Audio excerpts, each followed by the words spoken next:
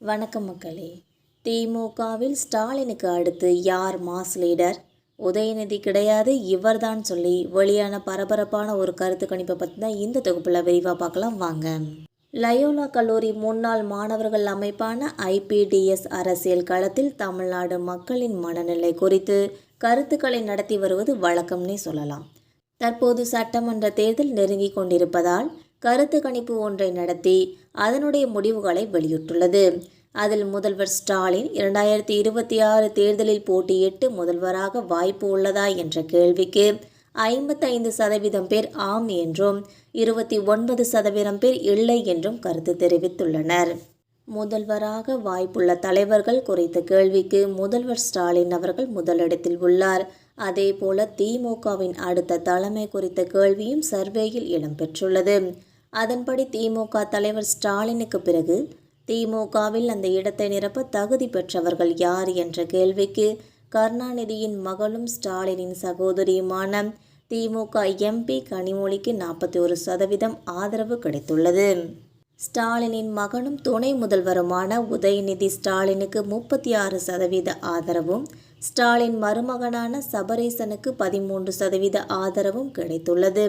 உதயநிதி திமுகவின் இளைஞரணி தலைவராகவும் துணை முதல்வராகவும் உள்ளார் என்பது குறிப்பிடத்தக்கது. அத்துடன் தமிழ்நாடு அரசியல் களத்தில் திமுகவில் ஸ்டாலினுக்கு அடுத்த முகமாக கட்சியினர் உதயநிதியை முன்வைத்துள்ளனர். கனிமொழி டெல்லி அரசியலில் பெரிய கவனம் செலுத்தி வருகிறார். அத்துடன் நேரடி அரசியலில் ஸ்டாலினின் மருமகனான சபரீசனுக்கு 13% ஆதரவு கிடைத்துள்ளது. இந்த கருத்து கணிப்பு தற்போது தமிழக அரசியல் புதிய பரபரப்பை கிளப்பியுள்ளது. இன்னொரு பக்கம் தமிழ்நாட்டில் உள்ள 234 தொகுதிகளிலும் உள்ள 81,375 பேரிடம் இந்த கருத்து கணிப்பானது நடத்தப்பட்டுள்ளது.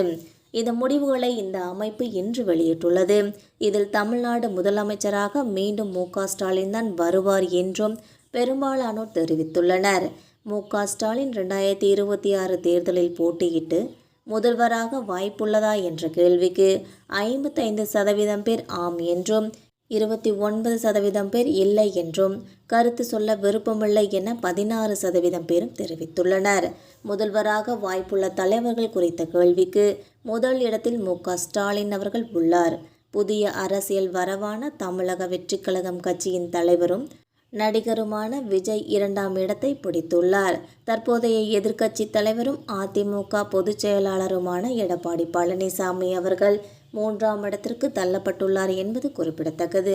இந்த வீடியோ உங்களுக்கு பிடிச்சிருந்தா மறக்காமல் சப்ஸ்கிரைப் பண்ணி பெல் ஐகானை கிளிக் பண்ணி வச்சுக்கோங்க.